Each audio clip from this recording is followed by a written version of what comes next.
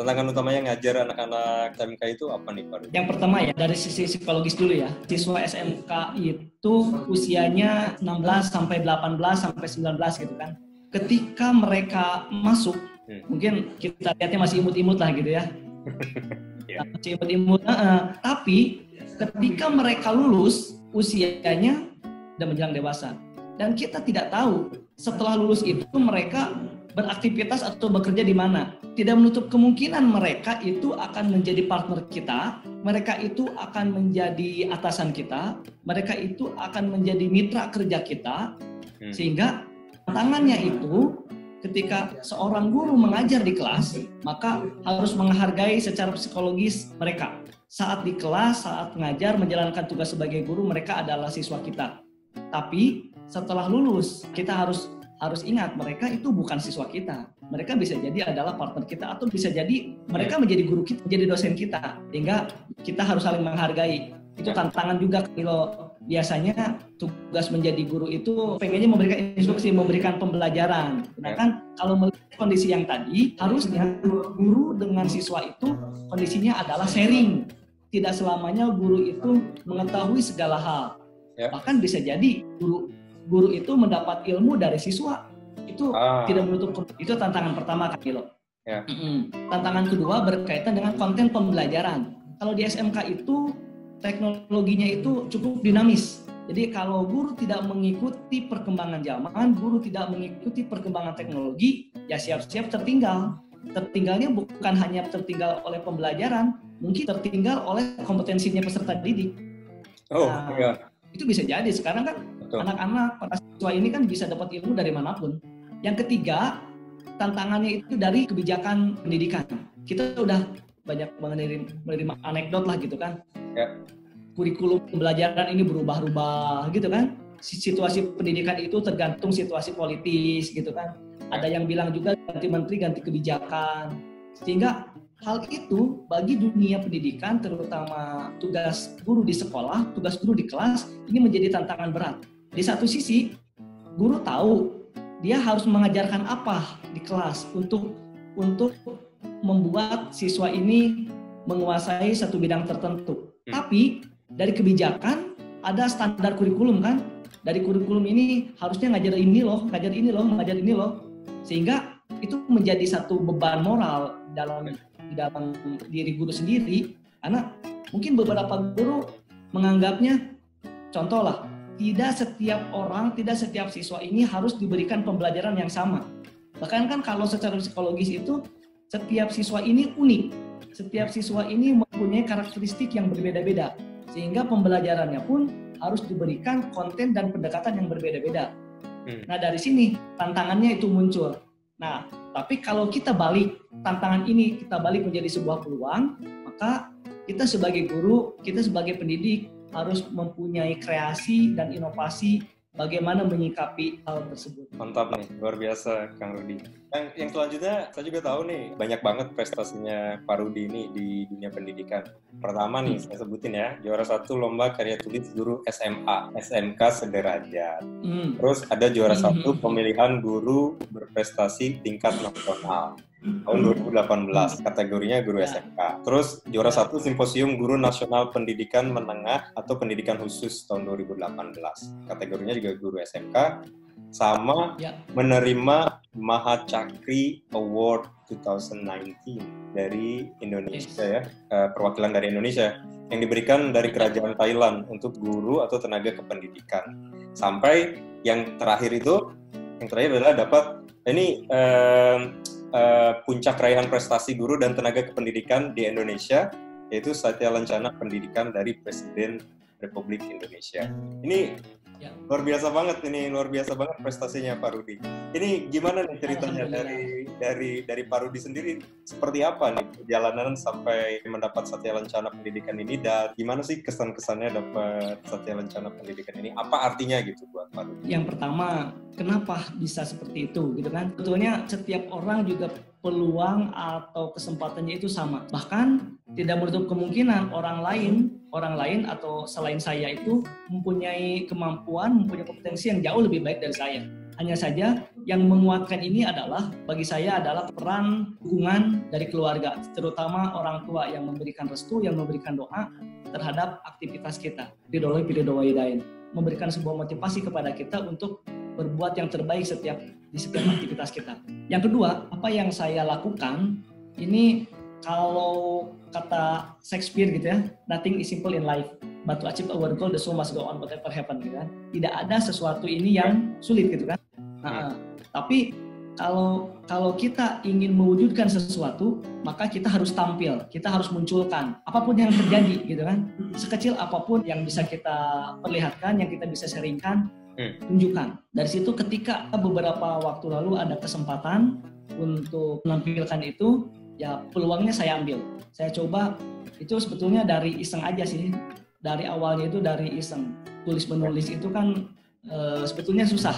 Tapi kebetulan apa yang menjadi temanya itu adalah bagaimana peran guru, peran pendidik ketika sekolah dihadapkan dengan revolusi industri 4.0 gitu kan. Nah, saya nulislah di situ gitu, curhatlah. Dari tulisan itu kemudian saya kirimkan tuh ikut lomba gitu kan. Kebetulan wah kok masuk nominasi kan. Setelah masuk nominasi itu istilahnya dilombakan lagi dan alhamdulillah itu dapat. Dari situ saya baru tersadar, satu, kekuatan menulis itu luar biasa. Walaupun yang kita tuliskan itu bagi kita mungkin kecil pengaruhnya, tapi bagi orang lain sangat besar. Yang kedua, sesuatu hal apabila tidak dituliskan maka akan hilang, gitu kan? Tapi kalau dituliskan maka akan menjadi besar dan akan menjadi bermanfaat, yang menjadi satu prinsip di dalam menulis. Sehingga dari situ muncullah satu motivasi, muncullah satu penguat di dalam diri saya. Ternyata apa yang saya lakukan ini bisa membuat orang lain menikmati manfaatnya. Nah, kemudian beberapa waktu selanjutnya ada kesempatan kedua untuk mengikuti event yang tadi disampaikan. Dari situ pun sama, kan ada namanya di situ harus menyampaikan best practice, menulis best practice. Di best practice-nya itu kembali saya menuliskan inovasi atau hal baik yang sudah saya pernah sampaikan di kelas gitu kan. Saya tuliskan di situ, saya munculkan teorinya, saya munculkan data-datanya, saya munculkan kebaruannya, saya munculkan manfaatnya, sampai ke saya munculkan respon-respon dari para siswa, dari teman-teman yang lain, sehingga dari itu muncul penguat. Inovasi itu harus juga dituliskan, kreasi itu harus juga dituliskan, sampai ke itu diakui sampai di lomba yang tadi. Di kesempatan ketiga, ketika ada panggilan untuk ikut simposium guru pun, saya diminta lagi untuk menuliskan lagi ide atau gagasan, tapi tidak boleh sama tuh dengan yang sebelumnya.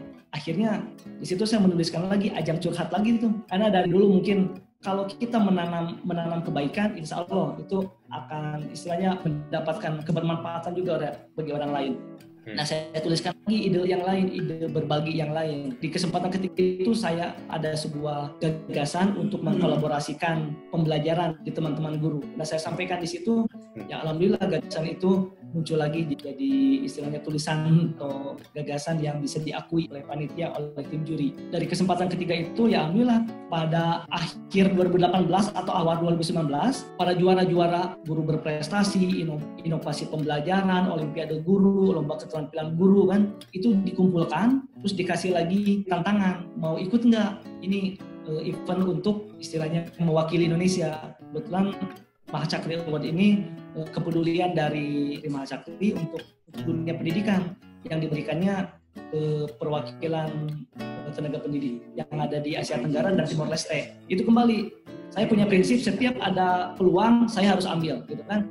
Setiap ada peluang saya harus ambil, saya ambil peluang itu, terus saya ikuti step by step-nya, saya ikuti prosedurnya, dan alhamdulillah pada saat itu di akhir itu saya tersisa dua orang, saya dengan guru dari Sulawesi Selatan, dari Makassar. Itu istilahnya dikonteskan gitu ya. Di situ saya beradu inovasi sama beradu pengalaman. Jadi pengalaman-pengalaman baik selama jadi guru, bahkan pengalaman-pengalaman baik sebelum jadi guru itu harus didokumentasikan. Dan pada saat itu alhamdulillah saya mendapatkan suatu manfaat bahwa arsip-arsip yang dulu saya kumpulkan itu bermanfaat sekali. Akhirnya saya mewakili Indonesia untuk menerima Mahacakri Award ketiga. Jadi Pak Cekori itu disampaikan per 2 tahun. Saya 2017 itu guru SD dari Jawa Barat juga, Pak Incon Rahman. Terus tahun 2015 itu penerimanya guru SMP dari Kendari, Pak Herwin Hamid. Beliau sekarang aktivitasnya banyak sharing di per-IT-an, bahkan jadi juri untuk perlombaan inovasi IT untuk para pelajar dan guru juga. Itu untuk keterwakilan, dan akhirnya mungkin dengan bekal seperti itu, ya alhamdulillah untuk kesempatan kelimanya saya dapat panggilan dari kementerian juga. Terus saat itu saya harus presentasi inovasi juga di Satmil Press, Sekretariat Militer Kepresidenan, mengenai ide gagasan yang original untuk pengembangan pendidikan. Ya saya sampaikan, dan alhamdulillah saya lolos untuk penerimaan juga yang tadi. Sebetulnya bukan murni raihan saya, tapi itu hanya jalan yang dimudahkan oleh Allah sehingga saya mendapatkan begitu. Luar biasa Pak Rudi. Itu Pak Rudi juga sempat berinteraksi dengan Menteri Pendidikan Indonesia, Gubernur Jawa Barat, sama Presiden Indonesia juga ya. Itu sempat berbagi pengalaman dengan mereka bertiga gitu nggak Pak Rudi? Atau terlalu sibuk waktu acara itu jadi belum sempat? Kalau secara langsung sama individunya mungkin tidak terlalu detail ya. Hanya saja dengan beberapa pihak yang memang konsen terhadap pengembangannya, saya banyak berinteraksi. Jadi di tingkat provinsi ataupun yang tadi disampaikan di pusat juga seperti itu sama.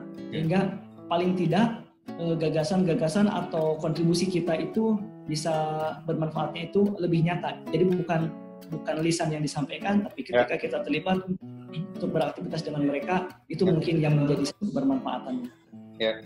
Dan Pak Rudi ini mengkoleksikan ya, bersama rekan-rekan yang lain pengalamannya ini dalam sebuah buku ya. Dan buku ini bisa diceritakan nggak sedikit seperti apa, terus gimana orang-orang bisa mendapatkan buku ini? Oh ya, aduh, sayang nih bukunya nggak dibawa nih. Ketika ngobrol-ngobrol, sepertinya terbersit. Karena pengalaman masing-masing ini tergolong unik, beda-beda juga, background-nya juga beda-beda. Seperti yang dituliskan di buku itu, perlu sepertinya kita menginspirasi teman-teman guru yang lain atau perlu menginspirasi orang lain. Barangkali background-nya ini sama dengan kita, atau barangkali mempunyai mimpi yang sama dengan kita. Saya tuliskan di buku itu. Jadi di buku itu isinya yang pertama perjalanan masa lalunya sehingga beraktivitas menjadi guru, dan mungkin yang tadi Kang Ilo tanyakan, hal-hal baik apa yang istilahnya terasa selama menjadi guru. Yang kedua, raihan dari setiap kita penulis, pernah mendapatkan prestasi apa atau dedikasi apa yang sudah diberikan, pengalaman baik apa yang diberikan, itu disampaikan.